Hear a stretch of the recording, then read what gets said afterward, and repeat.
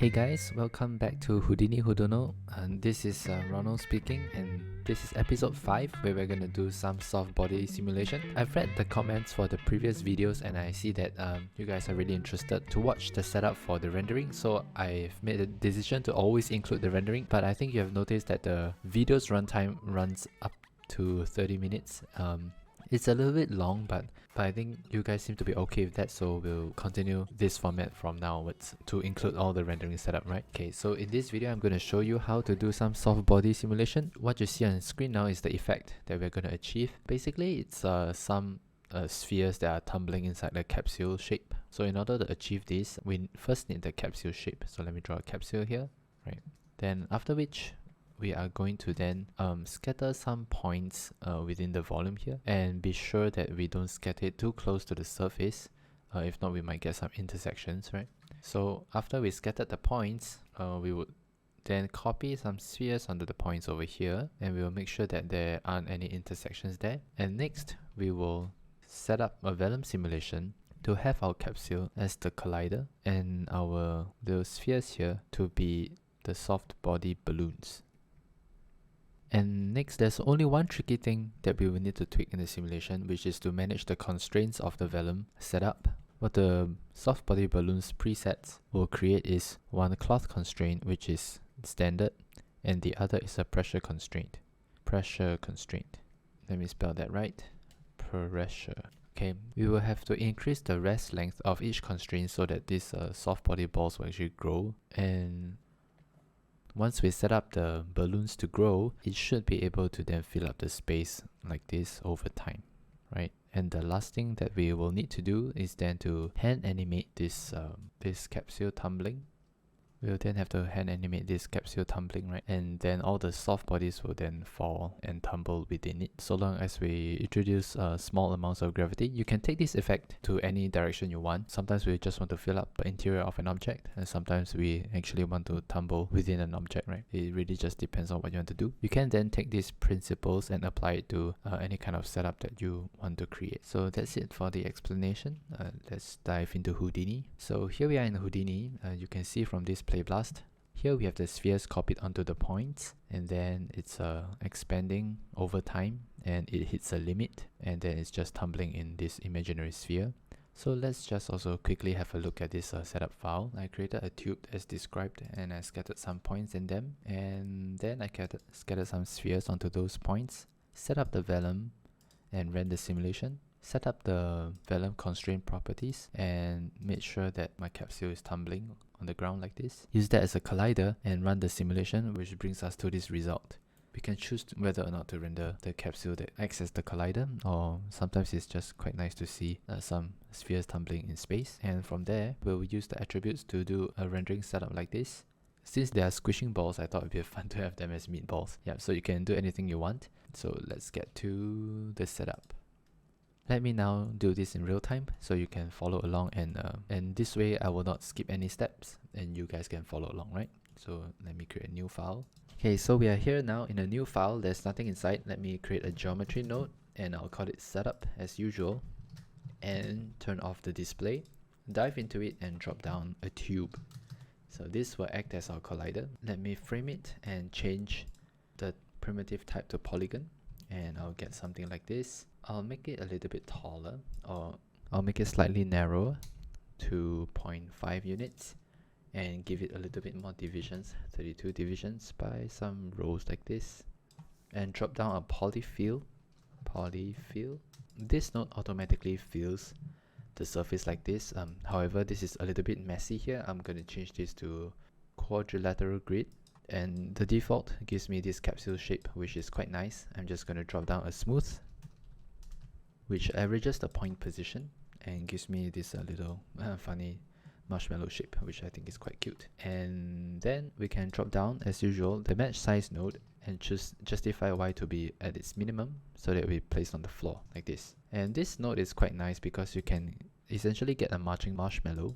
If I drop down a transform node here, you will notice that even as I rotate this marshmallow here on this axis, the mesh axis node automatically makes it stuck to the ground. So without any form of rigging, just mathematically I'm able to get this marching cube like this. So I'm just going to type $FF times 5 here, which gets a linear motion like this.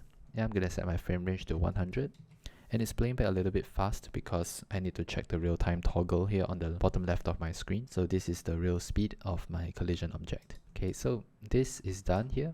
So next I'll need to set up the points in this capsule, right? So how do I do that? Essentially what I need to do is to make sure that it is a density volume. So all I gotta do is to drop down a VDB from polygons here, and it's a volume already. Okay, I need to operate on the first frame of this, so I'm gonna drop down a time shift node, and I'm gonna hold Control Shift and left mouse button here to delete channels and leave it on frame 1, so that no matter where I scrub in the timeline, it will always be on frame 1 over here, and I get a density volume like this if I uncheck the VDB and check fog VDB. Now if I drop down a scatter node, it will scatter 1000 points in this fog. But I think you can notice that some of the points are actually outside of the marshmallow. I do not want that, so I will have to attempt to size down this capsule here. So how I would do that is to simply use a peak SOP over here. And this peak SOP just reads the normals of the object and pushes it outwards or inwards. So let's see how far this can go. So you can see that it causes some geometry deformation here. So that's the problem with topological representation of a geometry. So I'm going to use VDBs, sign distance view VDBs to do this. Once again, I will drop down a VDB from polygons node. This time, I'm not going to use the density, I'm just going to use the default distance VDB. And with that, I can actually use the reshape SDF node, and I can choose my operation to erode, and I can then erode this guy like this as much as I want. And you will notice that I don't have that restriction of any topological problems that I faced with the peak SOP. And the one thing I would then need to do is to convert this back to a polygon, convert VDB back to a polygon, in order for my VDB from polygons to then once again convert it back to a density fog. Okay, hope that's not too confusing. And I'll scatter some points in here, and you can see that there are no points that are too near the surface of our main collision object. And I'll start by not being too greedy. I'll just put 8 points here, and I'll drop down a sphere, change it to the type polygon, and I'll copy to the points of this scatter. And I'll copy onto these scattered points, and I can see that the spheres are a little too big, so I'll drop down and attribute randomize, and I'll first randomize the colors for better display feedback and potentially use it for shading later. And I'll make another one and randomize the P scale, and this is a 1-dimension attribute, and I'll randomize it from 0.1 to 0.2. Well, that's a lot of size difference for even for meatballs. There's a lot of size difference for meat. That's quite a huge size difference, even if it's an organic food like handmade meatballs. So I think if I range it from 0.09 to 0.11, it's good enough of a difference. And I'll give it a little bit more frequency, 4 here. I think it's still too much difference, so let me go from 0.095 to 0.1. I think that is good enough. And before I forget, I will give this guy some UVs, UV unwrap, and we'll get some UVs over here.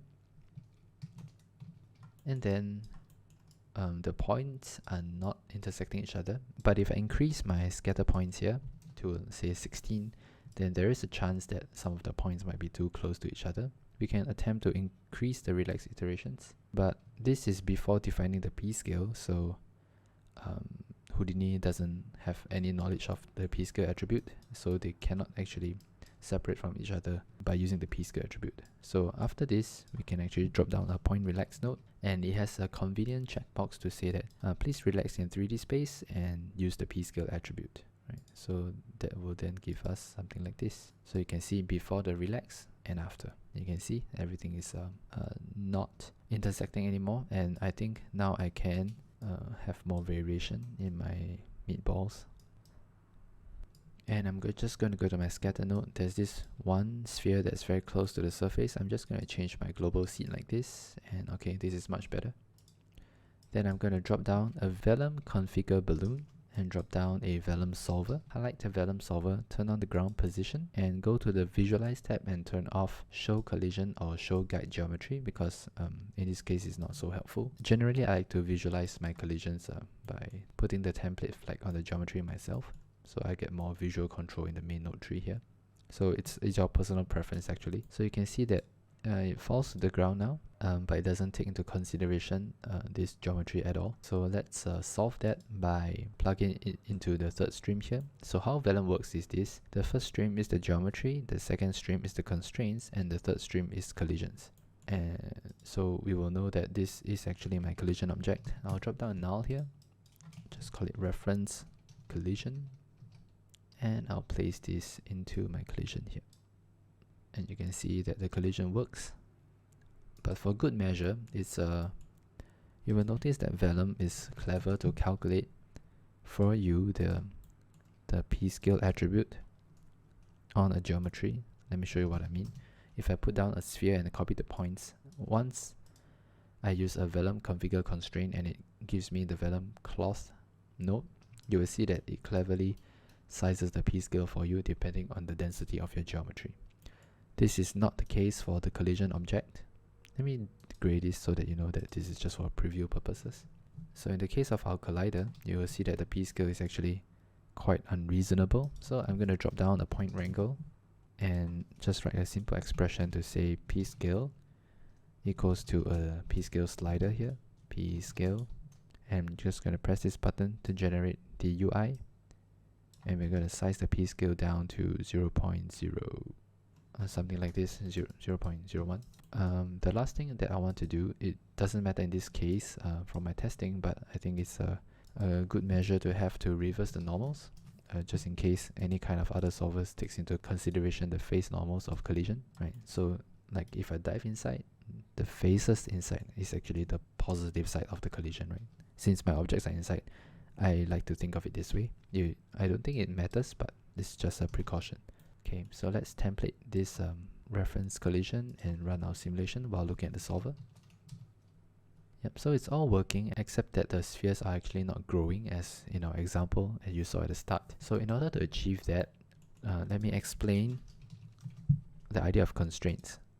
So the Vellum cloth constraint actually draws singular lines from each point to neighboring points based on some clever algorithm, and each line that has been drawn will have then stored its length, and it's called the rest length. It's a reference rest length for the simulation to run, and the solver can then determine how much I would want to bend or stretch these constraints. And in our case, we would want to stretch these constraints over time. And if you look at the Vellum pressure solver, it has a similar set of lines, but it doesn't run only on the surface. Let me just disable the Vellum cloth solver, then you can see what the Vellum pressure constraint does. It actually draws this line pattern, but this essentially helps the solver to manage the quote-unquote pressure of the geometry, right? So these are the two constraints that we have to look after, and you will notice that we can actually output the constraints by checking this output group. For the Vellum cloth constraint, it's by default it is outputting as a group called stretch, and on the Vellum pressure constraint you will notice that it's grayed out. So I'm going to enable it and put down a p stretch here. So now I will dive into the solver here and just drop down a Vellum constraint property and check that I want to operate on the stretch group and that my rest length is $FF, which will be just an increment on every frame, which it might be a little bit too big if on frame 57 this will be a value of 67, which means our sphere will try to grow almost 67 times the size. So this is a little bit much. I'm just going to multiply by 0.1 or 0.05 just as a start, right? And we should be able to keep the pressure, and we should be then able to watch the balls grow. So let's jump outside and see what that did for us. Just go to the first frame, run the simulation. So you can see that the spheres are growing over time. However, they don't seem to be keeping their pressure so well. That's because we didn't account to take care of the pressure stretch. So if we also include the p stretch here, let's see what that does. Jump outside, go to the first frame and run the simulation. Okay, quite similar results. We probably have to be a little bit more aggressive on the p stretch than the stretch. Okay, so I'm going to use a separate Vellum constraint property here. Just gonna alt drag, and so the first one will handle the stretch group, the second one will handle the p stretch group. And on my rest length scale, the second one will be stronger, so multiply by 0.2 instead. Let's see what happens.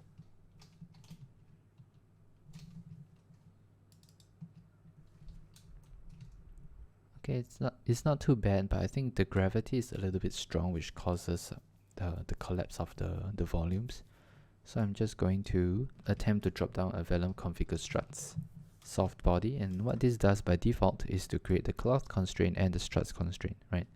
In this case, we already have a cloth constraint, so I'm going to throw that away and just wire this in between here and see if it helps our case in terms of preserving the volume. Just gonna make it quite a bit stronger here on my struts constraint.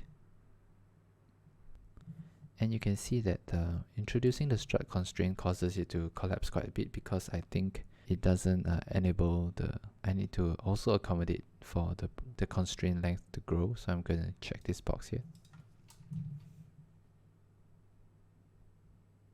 So separating the piece stretch out didn't really help us, so I'm just going to change it back to only the stretch group and head over to the Vellum pressure node here and change this back to stretch, the default. So all of these three constraints are all called the stretch group, and they all inherit the same amount of stretch, and we'll see if this gives us more stable results. Yeah, it's actually not bad, except the gravity is a little bit strong.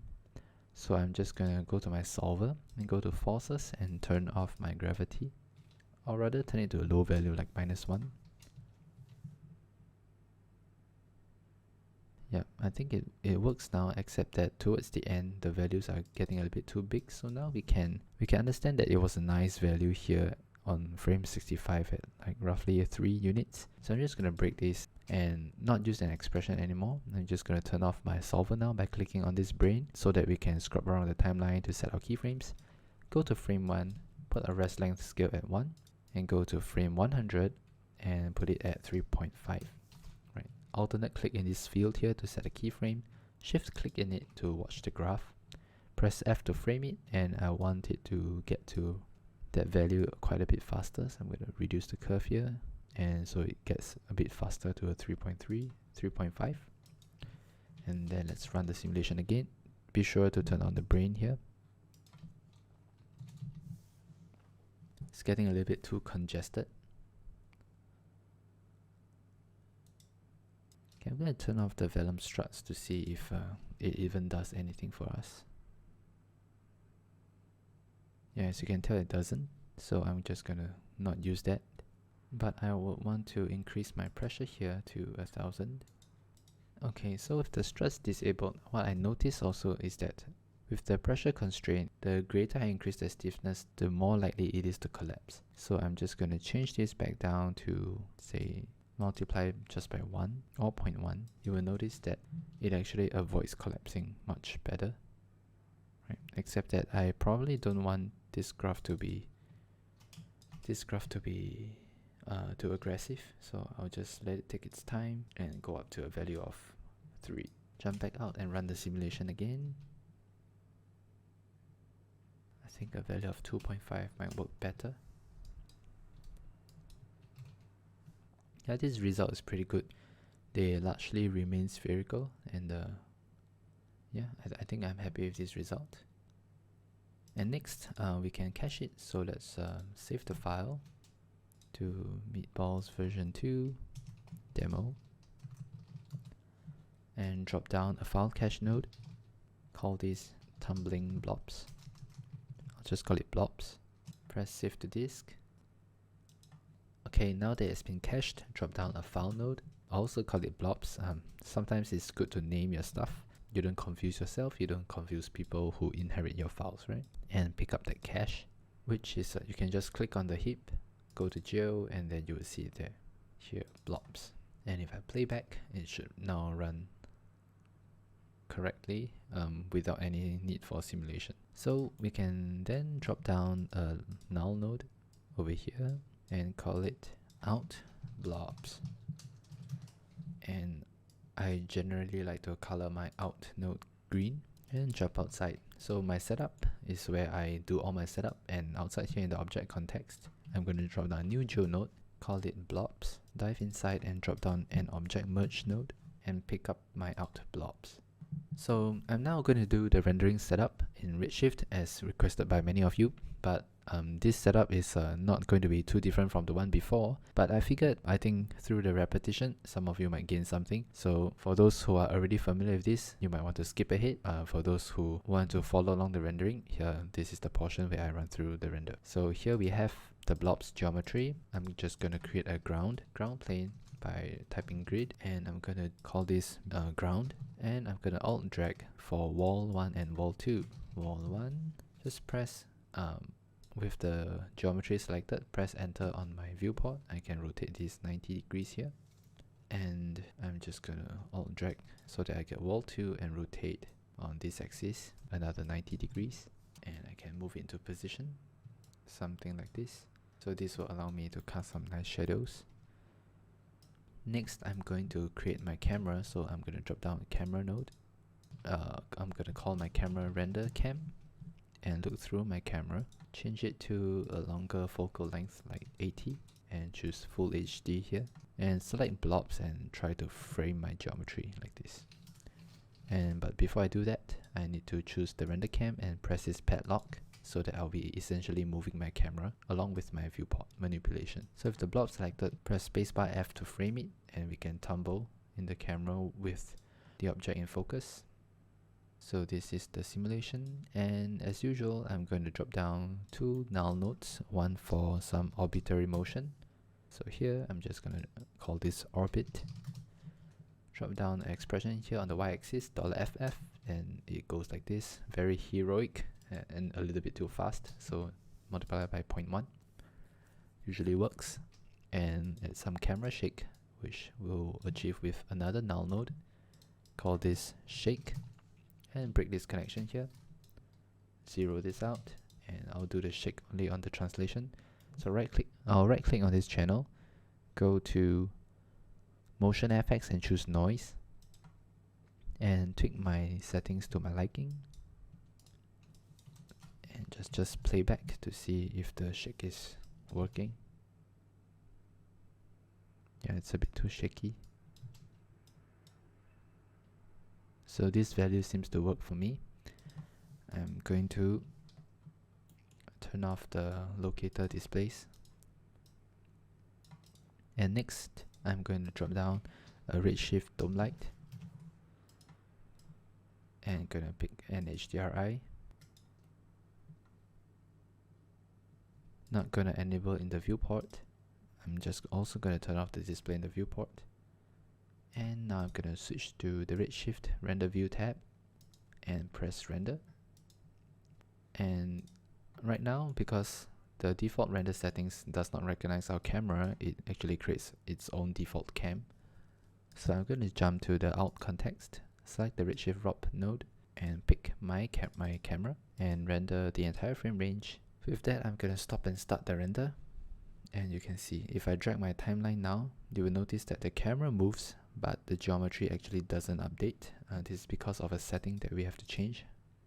So with the Redshift ROP selected, just going to navigate to the advanced tab here, go to IPR and choose live sub level updates, and I should see that the geometry updates like this. Okay, in order for the render to move even more interactive than this, I'm just going to change my fixed scaling to 50% on the second tab here, which forces the render to render at 50% as you work. You can see that there are some artifacts over here. We can smooth this on render time. I'm just going to drop a few quick marks on my Houdini UI here. So for the out context, I like to use Ctrl 3. For the material context, I like to use Ctrl 2. And for the object context, I like to use Ctrl 1. Press 2, jump to the material context. Drop down Redshift and Material Builder. And this will be for my blobs. The next one will be for my walls and the ground, so I'll just call this wall ground, and that's it. So I'll just stop the render, go to my scene view, press 2 and drop my material onto blobs and drop my wall ground to these 3 objects here. Save the work, go to my render view, kick off the render again, and now on my blobs, I will jump to the object context, click on Blobs, and make sure that I go to the Redshift OBJ tab. Under tessellation, enable tessellation and enable displacement. And now I jump into the material. I'm gonna drop down a point attribute node, RS point attribute, and by default it's set to CD.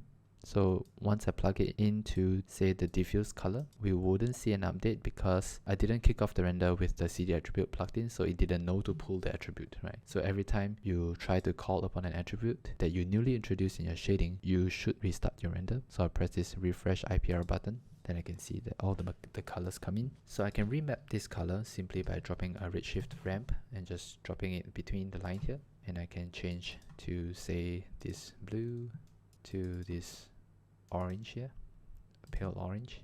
And I can increase the amount of blue. And say I want to have more variance here, I can just use this noise amount and increase my noise and my frequency to my liking, something like this. And there I get tumbling spheres like this. And next I'm going to go to wall ground here, change my wall to, say, this blue color here, make it much lighter and less saturated so that my focus stays on the main subject matter. And next I'm going to introduce some, I think the camera is a bit too pulled in. I'm just going to jump to my scene view and pull out the camera a little bit and re-centralize my camera. You can see that some of the objects seem to be touching each other, but they are actually not touching each other. So we can use a shading trick here just by dropping down a displacement node, plug it in there, and I can use a constant, a color constant, and make sure my displacement is set pretty low, like 0.01, and I'll plug it in as a texture. There is no texture involved, but you can see that I can do a post displacement. But if I choose like 0.5, you can see it push up quite a bit. So I can use this to my advantage. So the default is this. I can just type 0.015 and I can fill in the gaps using a shading trick. So you can see the gaps are filled like this. Yeah, so I'm not gonna do the meatballs for this one. If you want them to look like marshmallows, you can drop down the Redshift subsurface material, you can plug it in like this, and you can choose a preset here, say this skin yellow, and it's a bit too see-through, so I'm gonna drop the scale down to 0.1. So this is fine. And marshmallows are typically in very pale pastel colors. I think I've seen them in pink, in very pale yellow and white. So I'm just gonna drop my ramp here and reuse my ramp and drop it into this subsurface color here, and also the scatter color. And this time I'm gonna tweak my colors to the pink I was talking about. I think I've seen some baby blue marshmallows before, so I'm gonna also include that. And for all these colors, I'm gonna make them constant so I don't get the gradient in between. So let me get the blue ones. Oh, I forgot the white ones, so let me not forget that. Some white ones. So as you can tell, this appears a little bit bright. I could potentially just drop down a quick Redshift color correct here in order to quickly lower the brightness of my incoming colors. It has to be reasonable, so I'm going to increase the saturation also, just as a convenient way to uniformly increase the saturation. And I think it's too bright because the environment is too bright, so I'm just going to go to the dome light and drop my intensity to 0.75. And my ground, for my ground I'm going to choose to make it a little bit rougher like this. And there I have it, some marshmallows. And if you want to make it meatballs, you have to find a meatball texture and fit the displacement and the color in, right? So I although the demo is the meatballs, I quite like the result of this one, so I think I'm going to render this one also. Hope you guys enjoyed this tutorial. Okay, so this was a quick and easy tutorial. Hope you guys enjoyed it. And if you would like to have this file, please go to Instagram to DM me. There are not a lot of requests right now, so I'm individually sending it to some of you guys who have requested. But if the demand increases, I have to go and find some way to host the file somewhere, right? I think one of you mentioned GitHub or Patreon. Yeah, I will look into those if this thing is of demand. If not, I will just do it the manual way for now. It does save me quite a bit of time. So here's my Instagram. The handle is @Ronald_Fong. Here I post updates on some of the work that I do and some of the R&D that I do. And also I'm thinking of the series after this Houdini Houdono simulation edition. As suggested by some of you who have reached out to me, that there isn't a lot of resources out there on how to render with Redshift in Houdini. I'm pretty sure there are, but I don't know, please let me know if that's also your thing. So if a lot of people say that yeah, that's a good topic to cover, then I will plan for a series like this. Otherwise, there's also one other one that I would like to do is to do something like this, some futuristic holographic Iron Man style UI stuff. Houdini is great for this kind of things because it can procedurally generate a lot of intricacies in your geometry, and Redshift is wonderful to render the lines and points and stuff like that, right? So if you're interested in this thing, please let me know also. Same reasoning, I want to see if you guys will be interested in these kind of things, because traditionally I think a lot of this kind of work is done in C4D, but I'm a Houdini user, so I don't know if you happen to want to do this in Houdini also. I think I have something to share, so please let me know. Otherwise, thanks for your time to watch this tutorial, and I hope you can follow along, and I'll see you next week Singapore time at 6 p.m. So next week I'm going to be showing you some liquid simulation with Houdini's flip solver. So that one is a little bit tricky because this entire series is planned to do this kind of cost-effective setups, right? But Houdini's flip solver is not the fastest, or rather the entire topic on liquid simulation is not the fastest to simulate, so I will have to think about what kind of setup is the most effective to introduce you guys to the idea of liquid simulation in Houdini. Yeah, so once again, this is Ronald speaking, and I'll see you next week. Bye.